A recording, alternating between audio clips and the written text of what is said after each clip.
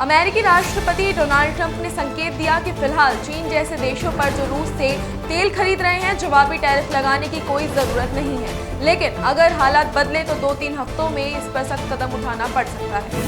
प्रधानमंत्री नरेंद्र मोदी, रक्षा मंत्री राजनाथ सिंह, भाजपा अध्यक्ष जेपी नड्डा और अन्य वरिष्ठ नेताओं ने भारत रत्न अटल बिहारी वाजपेयी की 7वीं पुण्यतिथि पर सदैव अटल स्मृति स्थल पर पुष्पांजलि अर्पित कर उन्हें श्रद्धांजलि दी। विदेश मंत्री एस जयशंकर ने साउथ कोरिया के विदेश मंत्री चो ह्यून से मुलाकात की और द्विपक्षीय सहयोग को मजबूत करने पर चर्चा की। बातचीत में व्यापार, मैन्युफैक्चरिंग, समुद्री क्षेत्र, artificial intelligence, semiconductors, clean energy और रक्षा सहयोग पर जोर दिया गया।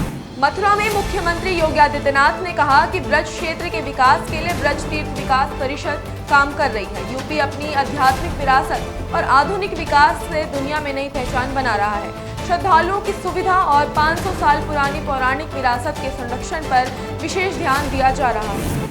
छत्तीसगढ़ के सीएम विष्णुदेव साय ने कहा कि राज्य में लोगों को साइबर ठगी से बचाने के लिए जागरूकता अभियान चलाया जाएगा। एसबीआई और सीएसआर के रथ के जरिए सभी 33 जिलों में घूमकर बड़ी स्क्रीन और कला जत्थे से लोगों को साइबर सुरक्षा के तरीके बताए जाएंगे। लखनऊ में सपा प्रमुख अखिलेश यादव ने चुनाव आयोग की निष्पक्षता पर सवाल उठाए।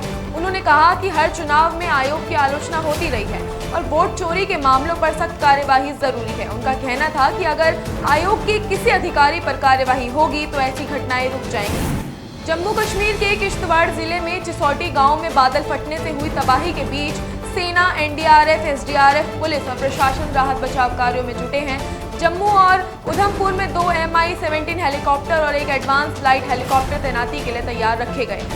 विदेश सचिव विक्रम मिस्री आज से नेपाल के 2 दिवसीय दौरे पर जाएंगे। विदेश मंत्रालय ने कहा कि ये दौरा भारत नेपाल के मजबूत और प्रगाढ़ रिश्तों को और आगे बढ़ाने का अवसर होगा। ये यात्रा पड़ोस पहले नीति के तहत नियमित उच्च स्तरीय संपर्कों की परंपरा को भी आगे बढ़ाएगा।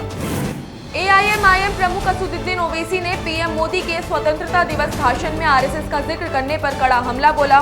ओवैसी ने कहा कि स्वतंत्रता दिवस पर प्रधानमंत्री को सरकार के काम गिनाने चाहिए थे, लेकिन आरएसएस की 100वीं वर्षगांठ का जिक्र करना आजादी के संघर्ष का अपमान है।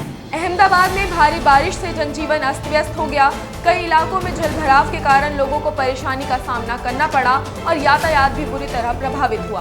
प्रशासन ने राहत और निकासी कार्य तेज कर दिए।